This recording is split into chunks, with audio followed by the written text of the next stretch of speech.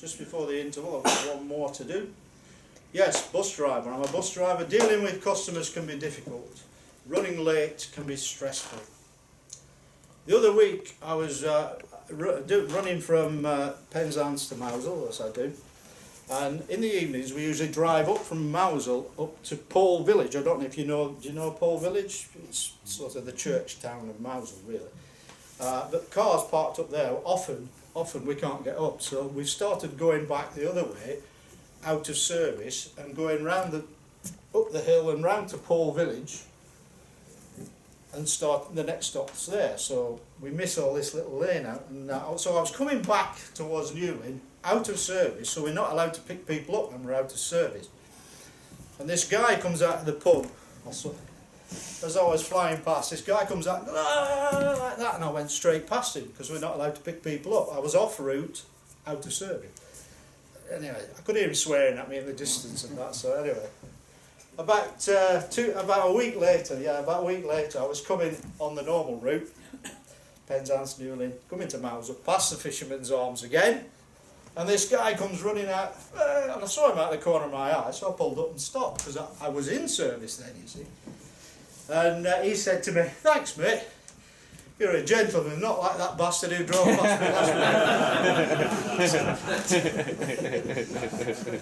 I said, "I know there's a lot of drivers like that." No, all right. Anyway, the thing is, drivers hate being late more than you know. People seem to think we like being late, but we hate being late for a few reasons. One is that we're letting down the person we're going to hand the bus over to, because they're going to have to start late. So the other thing is that we can be late for our own meal breaks, which means we lose part of the meal break, or finishing work and be late going home. This poem is about a bus driver who pays the ultimate price for trying his best. Two things bus drivers really hate.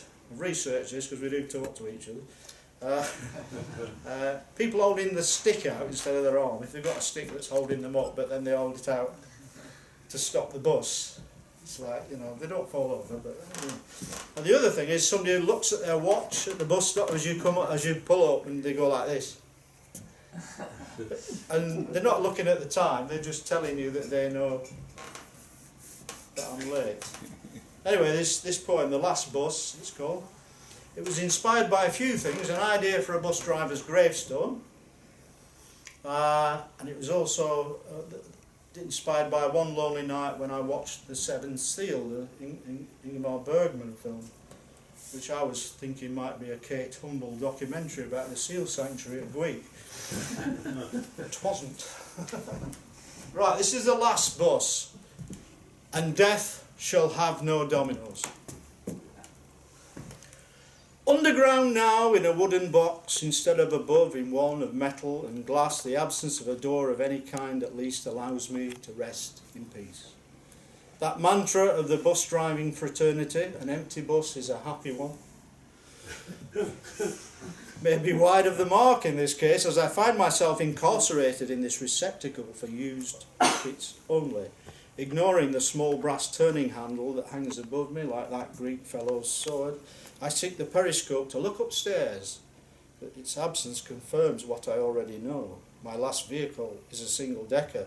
Just me, my timetable and duty board, the latter, in truth, a laminated sheet of A4 that marks out my journey, my final journey. It is blank. What was it brought me here? One of those days I'm late for everyone else's important day. At the next stop, a man in black, one arm gauntleted in an aluminium crutch, looks somewhat theatrically at his watch. He takes no notice of the time, as his dumb show is for my benefit. Me, the one who is in thrall of the large digital clock on my ticket machine. He wants me to know that he knows I am late. The great metal crutch scythes out into the road, arcing like a crusader's longsword, into the fray, ready for conflict. Clearly, it requires substantially more than just an arm in this instance. There with blade and timepiece, he clutches in the white, crab's-legged fingers of his hand his concessionary pass, like a small shield, a buckler. I hate you, longsword. I hate you, buckler. Drawbridge down, he mounts the bus and draws up terms for my surrender. You, not even a sir here, are late. as if I didn't know the clock on the machine, remember. I tell him that I'm far from happy about it myself. I'm late for me. My journey home to wife and family will be, what's the word, later. He then wastes time, that also valuable commodity, by asking me why I'm late. If I told him, I doubt his anger would allow him to listen. And so it continues. Late coming to the station, the standing load, all eager to alight, the slow to accomplish the deed. For my next trip, my last journey, more angry faces line up in wait, ready to complain, ready to question about return times or just why I'm late leaving the station. The knock-on effect actualises the law of cumulative lateness. Once a bus is late, it can only become later still. Those 20 minutes will not be made up. They will breed, incubated by fate, on a route that challenges the driver, the single-track road. Press once. This headway is no longer maintained as much as dismembered. Press once. The oncoming tractor and trailer and the 100-yard reverse. Press once. The driver out of his camper van comfort zone. The timid tourist puts a back wheel. Press once. Halfway up a Cornish hedge and nods in meek obeisance as I process by. Press once. I feel the vein in my temple throb, protruding like a bell strip. Press once. It keeps ringing but no one gets off. The snickering kids upstairs pressing more than the prescribed ones. Ask not for whom the bell tolls. Isn't it obvious as I fight the early evening traffic departing the beach at Porthcurno, or the afternoon performance at the Minack Theatre? I push like some kind of matinee idol against the pouring tide of humanity, each car a canned concentrate of a laughing theatre audience as I press on. At the hairpin bend overlooking Treen Village, he waits once more, this time in a black cloak, a hood cowling his imagined features. Now the timepiece is made of glass and sand. His scythe gleams with certainty as it arcs out like a great metal crutch. My time has come. Death waits for me. I am compelled to bring the bus to a halt, even though it is not an official bus stop. Opening the doors for the last time, I take comfort from the good book, the bus driver's manual, on greeting a passenger. I turn to face him and make eye contact to show I am genuinely interested in what he is saying. It is time, says Death. I make sure I listen carefully to what he is saying and do my best to give a clear and concise answer. Fuck, I say. I keep my facial expression friendly, open and clear, remembering to keep my hands away from my face when listening and responding using a steady and moderate tone of voice. Any chance of a game of chess? Do you even play, says Death. How about a game of dominoes? He shakes his head. Those things only happen in films. His final words. So much better than mine.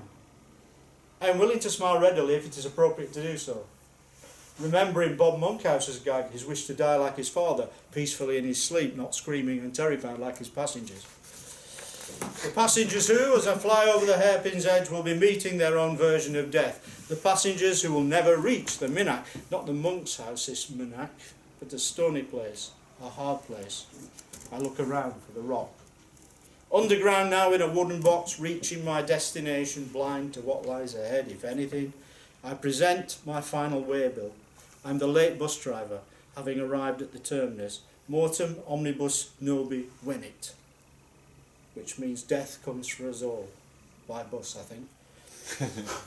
I take hold of the brass handle overhead and the letters on the stone 6 feet above turn through various destinations. Birth, childhood, learning, love, family, hope. Until they stop at, sorry, I'm not in service. Thank you.